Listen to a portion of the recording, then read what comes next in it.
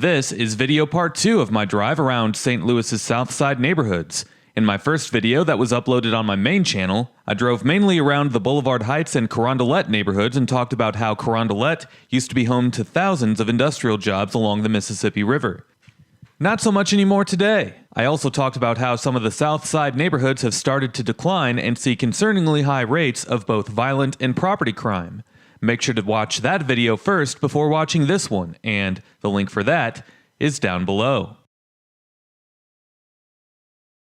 I'll start this video at Carondelet Park, which is right where we left off on the previous one, and I'll drive some more through the Boulevard Heights neighborhood before making my way through other neighborhoods, including Princeton Heights, St. Louis Hills, Lindenwood Park, Southwest Garden, Northampton, and Southampton before ending the video at Tower Grove Park, which is a nice place to have a picnic and take turns smelling scratch and sniffs with your dog.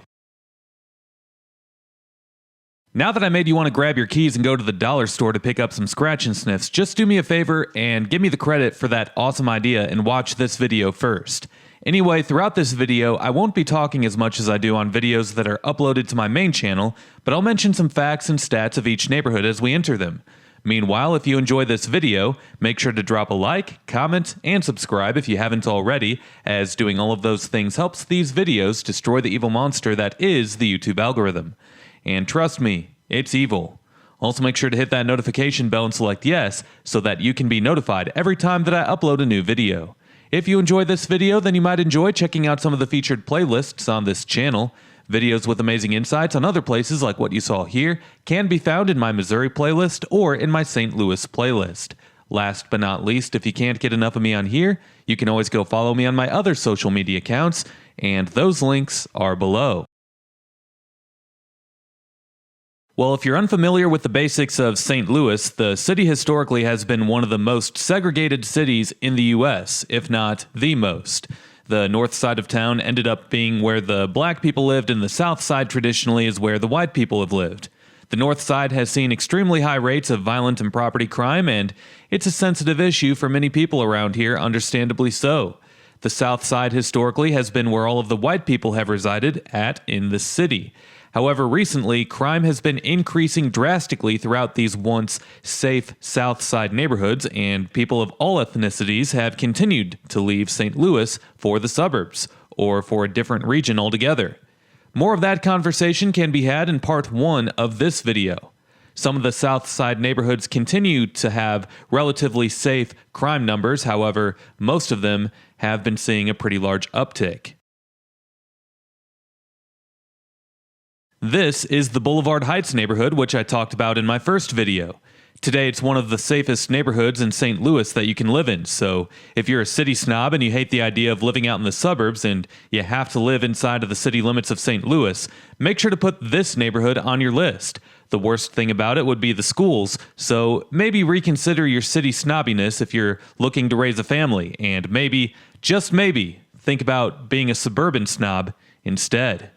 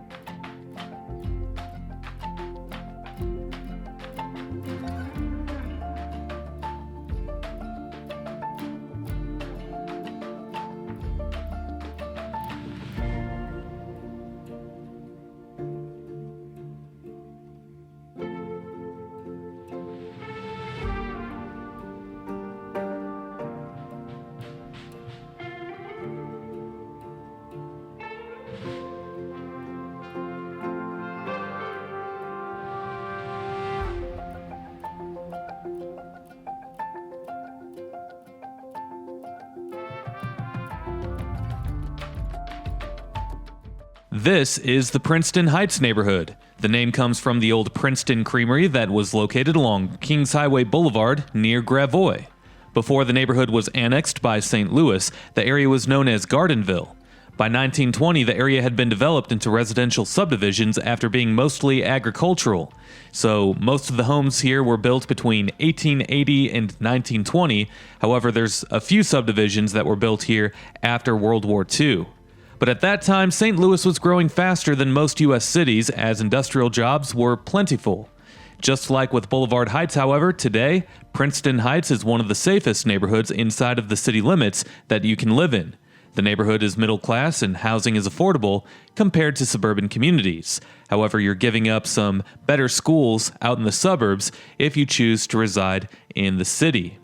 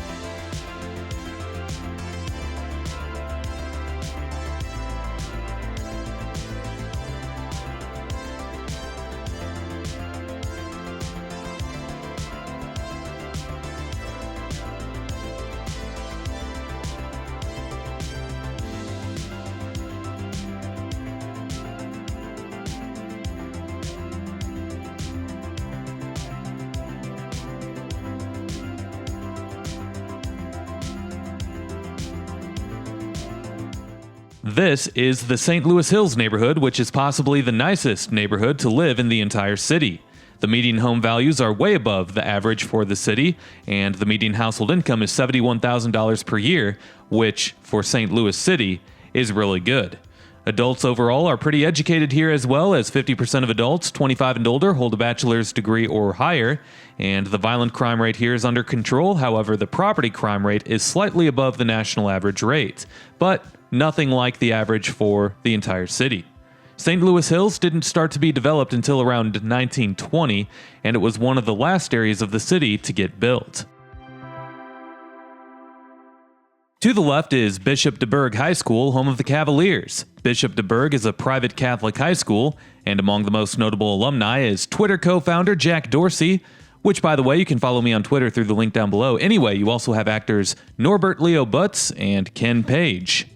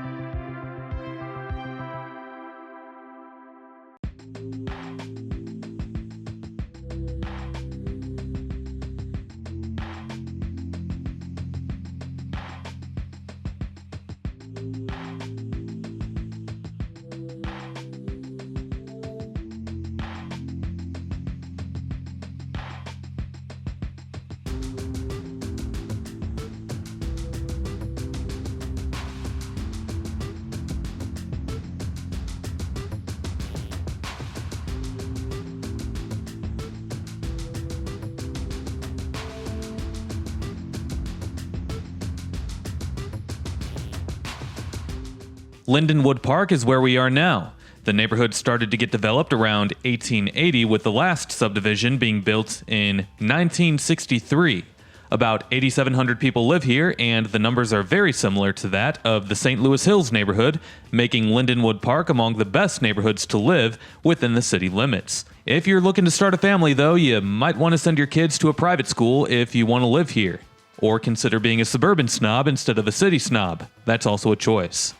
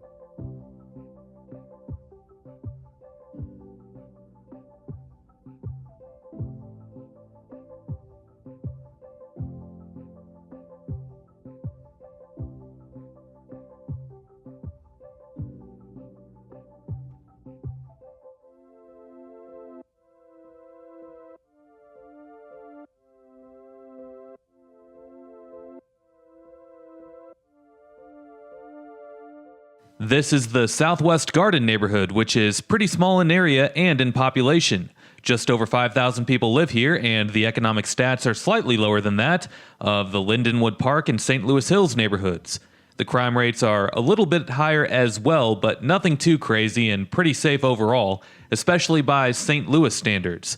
The neighborhood borders Tower Grove Park, which is where I end the video, so make sure to stay tuned for that.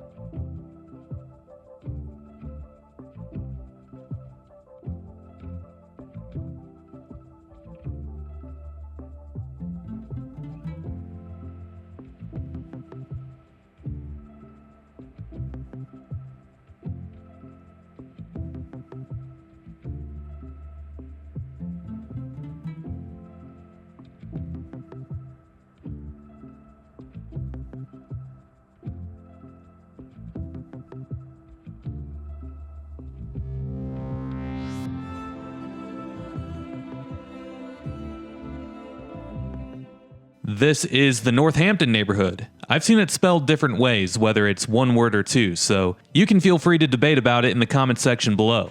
Over 6,000 people live here, and the economic stats mimic those of the rest of the neighborhoods that we've seen so far in this video. The crime rates, however, just like Southwest Garden, are a little bit higher, but nowhere near of what they are across the city on average. Northampton was one of the last neighborhoods to be developed in the city, as the earliest subdivision to be built here was in 1929.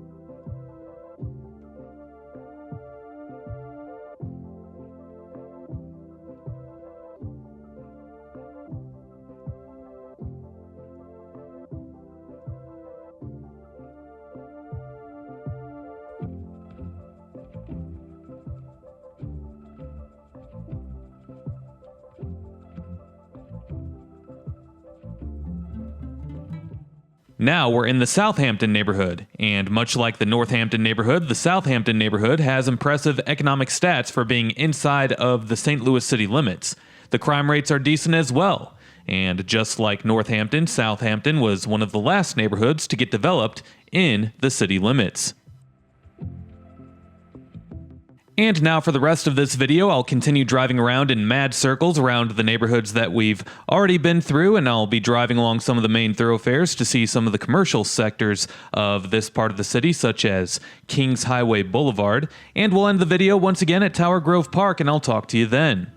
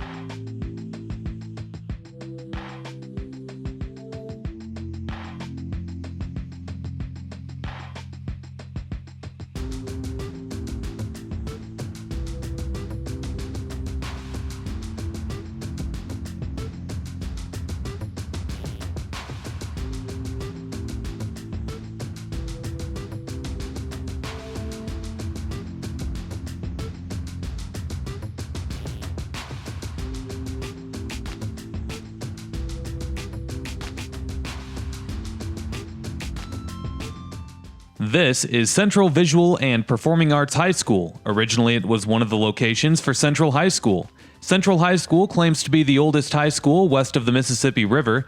However, it has changed buildings 3 times since opening. The original location was too small. The second location was damaged severely by a tornado.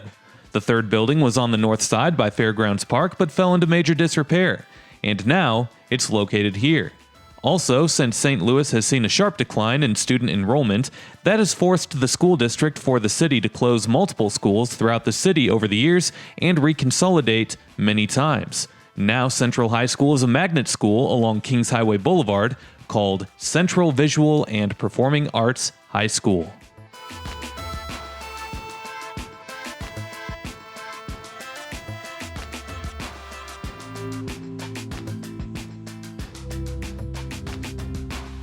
And lastly, this is Tower Grove Park, which formed in 1868. The land was once owned by Henry Shaw, who was a St. Louis merchant. Before the park formed, the land was donated to the city by him to be used as a park. Shaw really wanted his property to be formed as a park and only donated it to the city if they promised to make it one. Tower Grove Park is actually a National Historic Landmark due to its architectural highlights. The park is 285 acres large, and it's been considered to be the best preserved 19th century garden-esque style city park in the United States.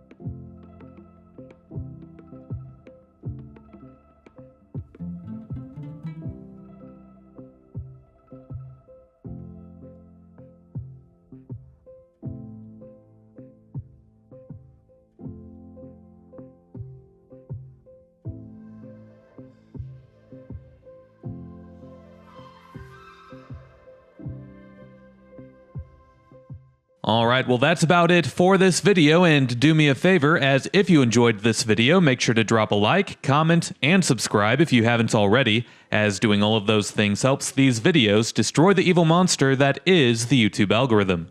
Also make sure to hit that notification bell so that you can be notified every time that I upload a new video. If you enjoyed this video, then you might enjoy checking out some of the featured playlists on this channel. Videos with amazing insights on other places like what you saw here can be found in my St. Louis playlist or in my Missouri playlist. Last but not least, if you can't get enough of me on here, you can always go follow me on my other social media accounts, and those links are below. We'll see you next time. Peace.